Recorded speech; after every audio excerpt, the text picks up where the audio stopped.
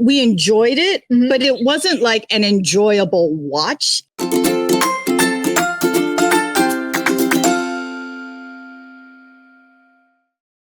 Hi, we're the K3. I'm Jenn. I'm Marisa and you. Thank you for joining us for this Kdrama Coffee Break. And this is our Kdrama finale series all about My Liberation Notes. If you have not watched it, just a quick synopsis. I will read it from my drama list. Set in Sanpo village, where more people leave than remain, the three Yeom siblings, Chang-hee, Mi-jung, and Ki-jung, wish to escape from a life rife with uncertainty.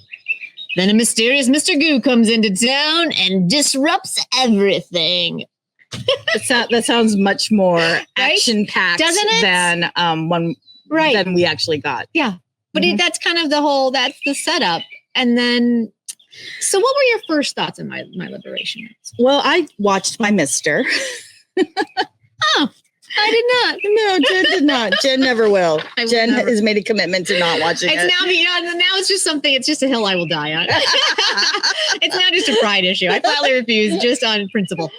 But my Mister was tough, but ultimately beautiful. And so this is the writer, Park Hae-young, and she crafted another story that was filled with realness and hurt and quiet desperation and metaphors galore. Yes. So you watched both? Yeah. Did you find My Liberation Notes in completion as satisfying as My Mister? Well, they were different stories, obviously.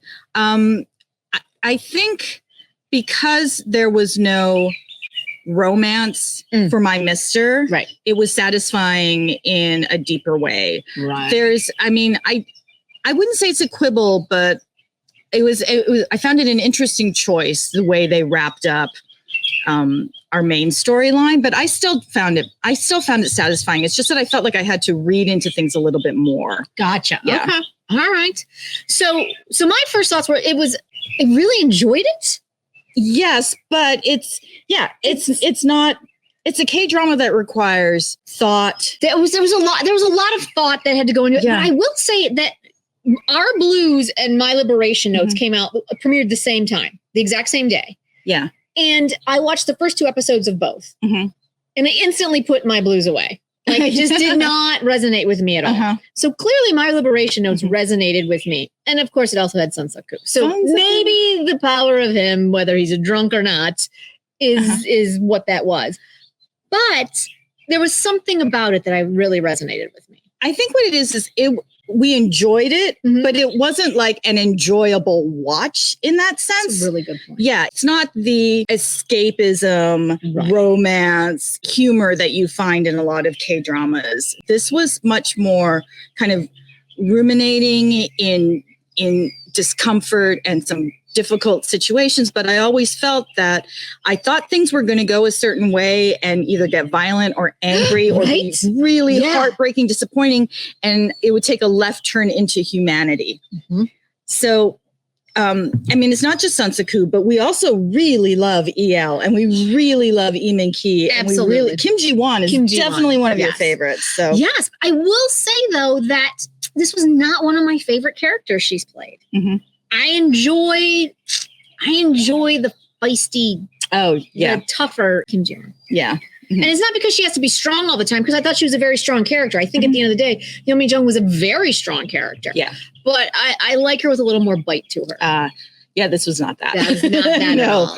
No, because these were four characters all searching for liberation from the things that were shackling them, oppressing them, suffocating them. Yeah. Which is why we had talked about in our live chat, like all of these open roads in their little town is like, what's the metaphor? Right? This walk down the street to home, and none of them walking together. Ever. Always separate. Yes. Yes. Yeah. And we kept waiting I was waiting for the big finale where they were like, locked in together. But I think they kind of did that final walk when they went to feed Dad that last time. Yeah. And now Kim Ji-won is wearing very fashionable outfit with like boots and tight jeans. And, I was like, wow, she's blossomed. Right. But yeah, the metaphors, the seeing the signs that say something good will happen to you today. The way EL and her hair became. Yes. became a weight for her. It's just like, many metaphors. So many metaphors. Mhm. And I even like it, not really so much metaphorical, but the Lee Ki character, Yeom Chang-hee, just how he always was making what he thought at the time the wrong choice, and how it always ended up being the correct choice. Yes, and I did love that. Like, I think at the end of the show, that was my favorite journey that I saw. Was the Lee Ki. Yeah, these 4 characters were so distinct in their needs and how they approached life. Like EL, I think you said it once, like she has no game. None. None. And I resonated with that so much. Because I think EL in real life probably has a lot of game. Yeah, she does. But this character, I was like, oh, thanks for representing me.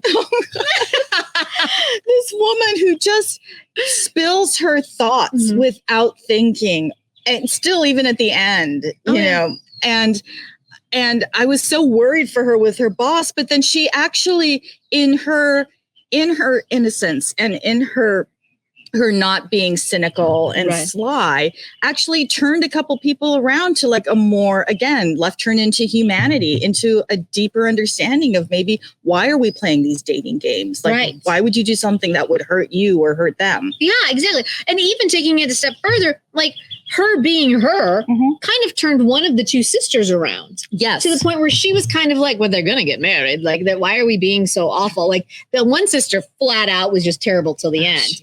But her open heartness of it all actually did turn the one sister kind of around. And I think eventually the daughter, but the daughter was still in her teens and a hot mess. Yeah, yeah. As one can only be when you're 13 or 14 years That's old. right.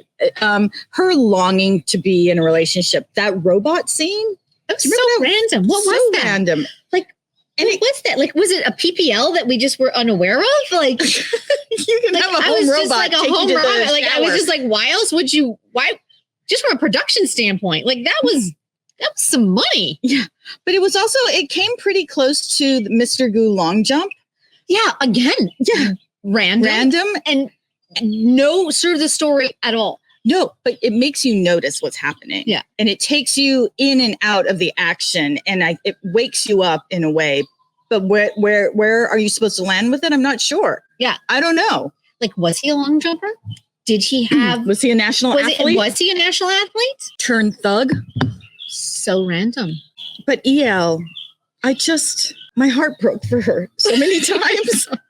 No one bought her. He never bought her lottery tickets. She had to speak up for herself. Right? Just so many things. So many. But I will say that even though the ending with the boyfriend, I actually appreciated, even though it seems like she's settling at the end, where she's kind of like, I need to get married. And she has that moment with the stepmom, where the stepmom's like, I'm so happy that I'm finally married.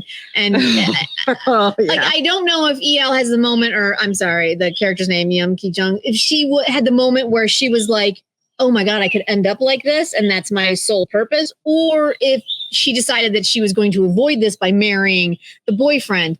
But I actually felt when she finally poured her heart out about why she cut her hair and that she wants to be supportive to him. And I felt like, I actually did feel like, even though, you know, it's not the great romance that we all would want for her based on her personality, I did actually think that they probably could build a pretty solid life together. Is it going to be explosive and amazing and dynamic? No, but I feel like it could bring her some joy through life. Which leads us to the metaphor of the broken rose. Yes. I was the soy sauce dish. Well, first of all, not understanding why he drunkenly gives her this, you know, stem. Right. But again, it was, I mean, the thing that I found on hilarious, she's like, what is this? And I'm like, even I can tell through the screen that it's a rose stem. Yeah. Like, clearly there's a rosebud somewhere around but that's here. So her. That lashing out, that first reaction where she's like, what is this? What's wrong? You know, but then it's like, oh, wait, he actually gave you this beautiful rose that you are now going to put in your soy sauce dish to keep alive. Which... you know, there's something beautiful about that. It is. That is absolutely their relationship. Exactly. And so, with all that being said, I'm going to say something really wildly unpopular. Okay. Is that I actually think that her relationship, the Ki Jung's relationship with Cho Tae-hoon, is actually healthier than the Mr. Goo and Yeom Mi-jung's relationship. Oh, I don't even know how to compare them. You think? I'm just saying in the long run. Yeah. Even though everyone was rooting for the Mr. Gu. Yeah. And Yeom Mi-jung. I was not in that category. And so therefore I actually was okay with the way the other sister ended up with the, I felt that was a healthier aspect to go down. Oh, I can't compare them. Okay. I can't. Yeah. Yeah. I can't say one's healthier than the other. That's not how I would compare them. I think because EL figured out what her liberation is. Right. And I'm not even sure that I can verbalize what that is. I think like she was looking for peace. She was looking to relax with someone. Mm-hmm. She's looking, I think she even said, like, I want to be able to stop talking. Yeah, absolutely. Yeah. And that's what she found with him. Absolutely. Mm-hmm. My personal opinion was Yeom Mi-jung's liberation was not tied to Mr. Gu. No, it was tied to the ex-boyfriend and the toxic relationship she had there and the anger she was holding on to. Like she was talking about how she, and also her toxic relationship at her former job. Right. Like she had to escape that too.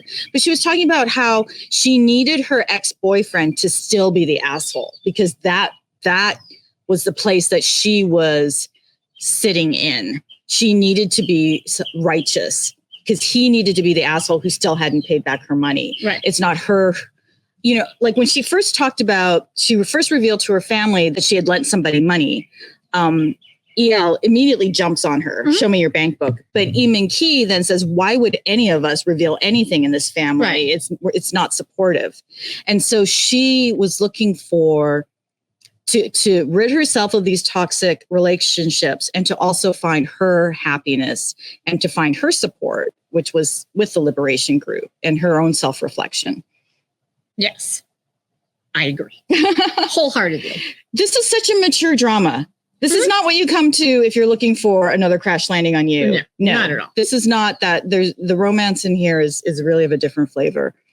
Well, I think that's what maybe threw me off is like everyone was not touting it, but everyone was really excited about the romance between Mr. Gu and Yeom Mi-jung. And I thought that there was a beautiful friendship there, but I'm not sure I ever fell into it being a romance. I mean, I think there was a lot of love there. Oh, there's a lot of love. Yeah.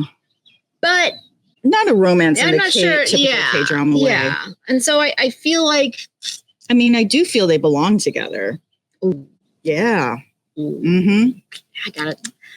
Again, I'm going to be unpopular on that. I mean, listen, I say this only because I feel like Mr. Gu's got a lot of demons he's going to have to work through before that relationship is going to be viable because he's got a lot of work. He's got a lot to work through. Right. And Yeom Mi-jung's liberating herself and taking on someone else's liberation is not something you need to do when you're liberated.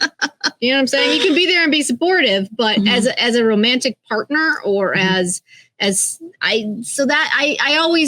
always thought that when they did the time jump, yes, which was, in my opinion, was kind of confusing. Yes. And Mr. Gu went back to being his old bar criminal ways. For me personally, the show kind of lost its footing for me. I would have maybe understood some of the choices that were made if they would have stayed in Sanpo. Okay. And so, yeah.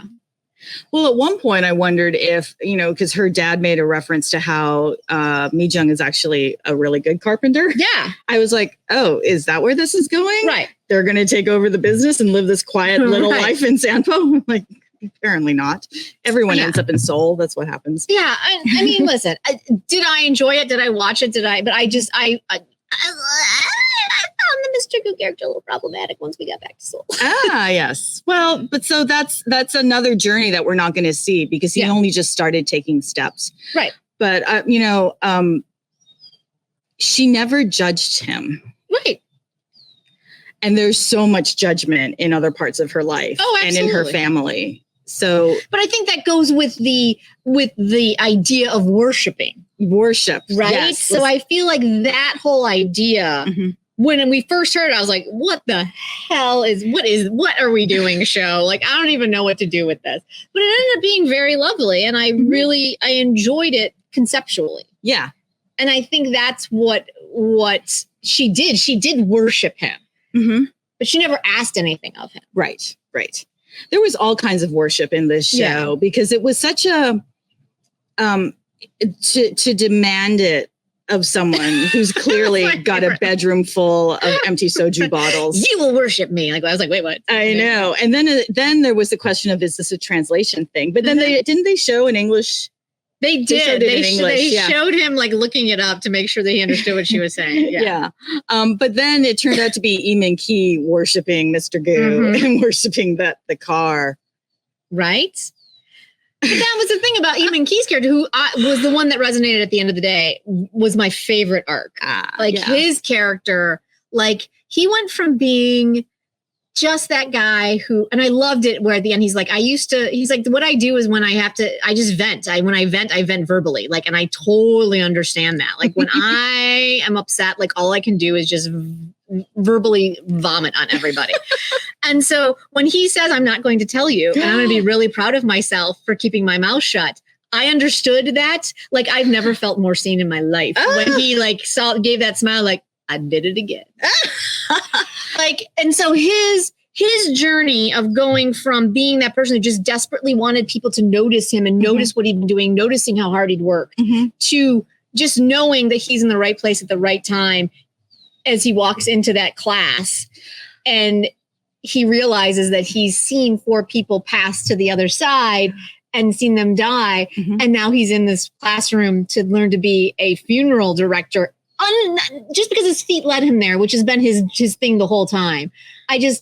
Nothing was more satisfying to me in this show than that. No, that was an amazing moment of self-actualization for him to recognize that in himself and this untapped ability, and to recognize it, because his horrible coworker, that woman, when he realized that, or even his friends were like, you talk as much as she does. You know, and he didn't hear it yet. Nope. He was not ready. Nope. He was not ready. But then he got the car. He got, what was it? A Bentley, a Rolls Royce? It was a Rolls Royce. It was a Rolls Royce. Yeah. And I'm like, Mr. Goo is letting him drive it around. Wow, he really doesn't care about money or anything anymore. Yeah. But I thought that was so amazing, because I felt like they teed up Chang-hee to when he got the car, that his obnoxiousness was going to go up to an 11, right? Right. But what it did is it brought him, like, it gave him his own space. That was amazing. It's amazing. That is the beautiful writing of Park Hae-young. Yeah. Yes. Like, I loved that. Like, I really, really loved that. And so his journey and his arc was my absolute favorite. Yeah. The writer has such a touch with characters who are hurt and lost, and with help, with community or family or friends, being able to recognize in your own self how you can save yourself. And that's what came through with my Mister as well. It's really, it's like she's hit her milieu, you know, this is pretty amazing. And the director did Law School, and also The Light in Your Eyes. Loved that one. Right? Yeah. Also known as Radiant. Yeah. So that was sensitive touch came through. Absolutely. Yeah. And I also, just as a side note, there was, I was doing some research for this and our Sukku podcast, and I actually read a blurb in only one place. So I'm not sure this is factual, but I thought it was really interesting that originally Sukku auditioned to play Chang-hee, so one of the young siblings, and Yeom Ki wanted to play Mr. Goo. That's unbelievable. So, but they ended up getting cast in the opposite roles. Oh my gosh. And so I think that would have been such an amazing, like, I loved what we got, but now I'm fascinated to see what that show would have looked like switched. Completely fascinating, right? Because Yeom Ki, again, quirky, like his character in my first life, my first life. And then also, what was that detective series? Oh, Lies Within. Lies Within. Oh, so good. Right. I could totally see him as Mr. Goo. Yes. Totally see him as Mr. Goo. A totally different Mr. Goo. Absolutely. But yeah. And so I read that and I was like, oh, Wow. Because Sukku was saying, like, Mr. Gu is nothing like my personality. Like, nothing. Like, I'm definitely more like Yeom Changhee, which is what I went out for, which is what I submitted for. Fascinating. Yeah. And I guess even he wanted to play Mr. Gu. Well, we have to talk about Sukku, and we've done a podcast on Sukku. Yes, we have. So, but how he blew up with this role. Unbelievable. Because as we said in our podcast, we loved and known him since Sense8 season 2. Yes. Which was years ago, before he even did his first K-drama. That's right. And the explosion of love it's like, I was reading something online about how the Outlaw, their tour in Korea for the movie Outlaw that he's in with Mado Sung, it's all filled with women now. This really violent action film. All women in the audience.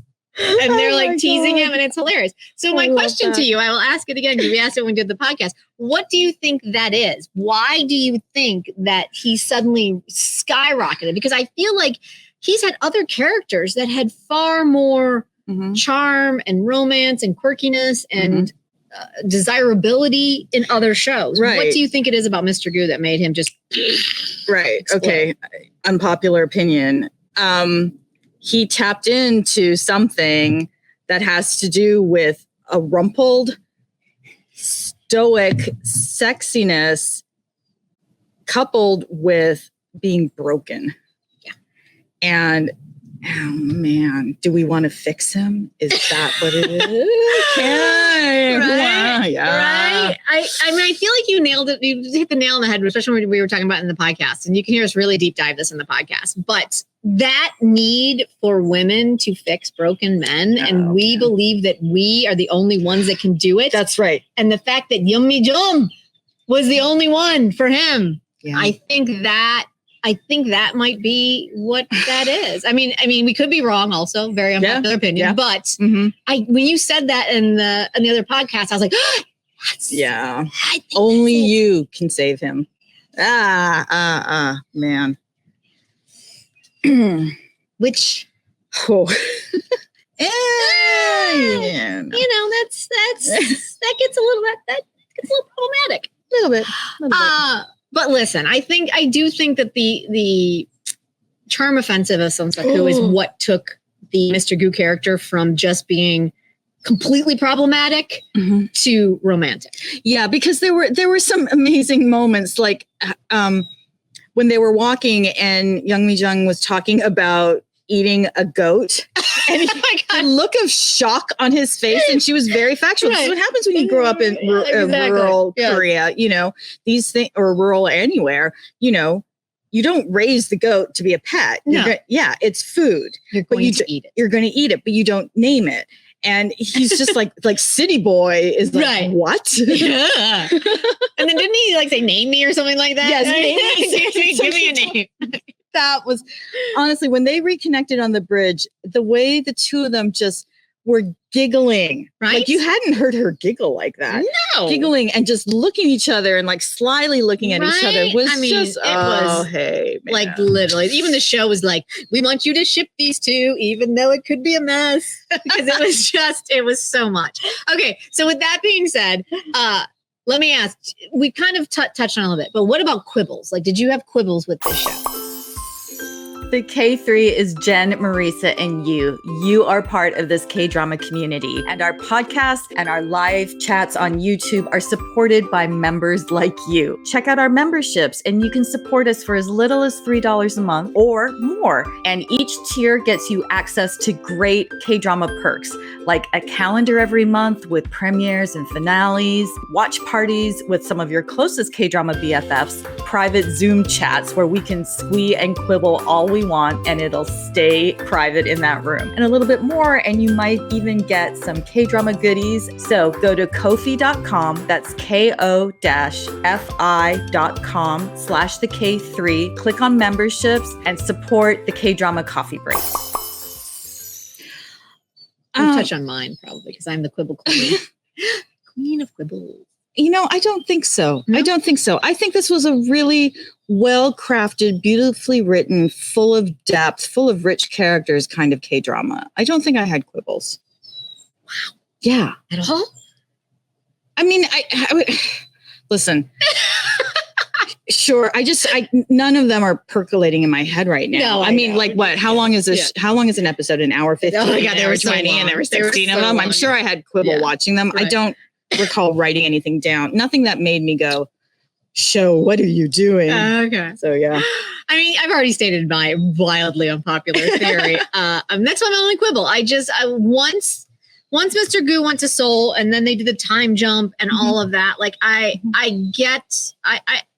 understood thematically that she kept him as like her safe space and all of that. And I understood that. He also ghosted her for 3 years.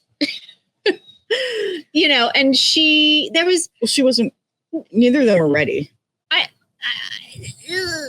do understand that, but they also had spent a substantial amount of time together. Yeah. I felt like I wanted more for Young Mi-jung. Sure. Mm-hmm. Ultimately, do I understand the appeal of Sanpo and his Mr. Goop? Yes. Absolutely. But as just a character, if I was just reading the script and not knowing who was playing him or getting the Sanpo interpretation of it, I'm not sure I would have rooted for that relationship as much as you unconsciously did, as I unconsciously did. I see. If it would have been someone else. Right. But that's really my only quibble. Did I enjoy it? Absolutely. Was I satisfied at the end? Pretty much. So when we're coming to the end, do you have any final thoughts? And do you recommend people to watch or binge My Liberation Notes? I do recommend it, but only if you are someone who enjoyed My Mister. Because if you're someone who was like, no way do I want to go through there's some very dark places in this show and answers are not always clear or evident. And the path that he's stumbling through and a lot of the characters stumbling through is a difficult one. So it's definitely for a mature viewer, I would say. So I do recommend it. Okay. I also recommend it. I also didn't find it as dark as My Mister sounds. I found it to be very realistic in people wanting a different life than one that they find themselves trapped and living in, and what choices that they make to get out of that. Yeah.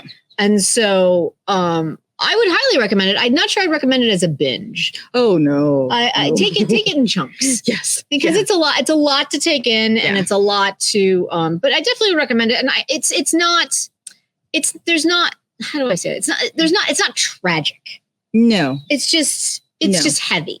Yeah, it's heavy. There's some hurtful people in it. There's some hurtful situations. I mean, I think there's a lot of love in there as well. There's the friends in Sanpo that even though, they're like, we're not really close, but we just grew up together, but they are really close, right? There's the relationship with the father at the end after the mom passes away. Like, that was beautiful to see growth even in a man who's like 70 years old and realizing that he's kind of like jacked his kids because of his stoicness and not, Yeah. And so, I mean, I felt like at the end of the day that it was a very lovely and hopeful show. It wasn't dark and tragic and like, only through death do you escape this mortal coil of despair, right? Yeah. And so I definitely recommend that. Yay. Well, there are our thoughts on My Liberation Notes. Let us know what yours are. We are the KThree. I'm Jenn. I'm Marisa, and you. Thank you for taking this Kdrama coffee break with us. We'll see you next time. Bye. Bye.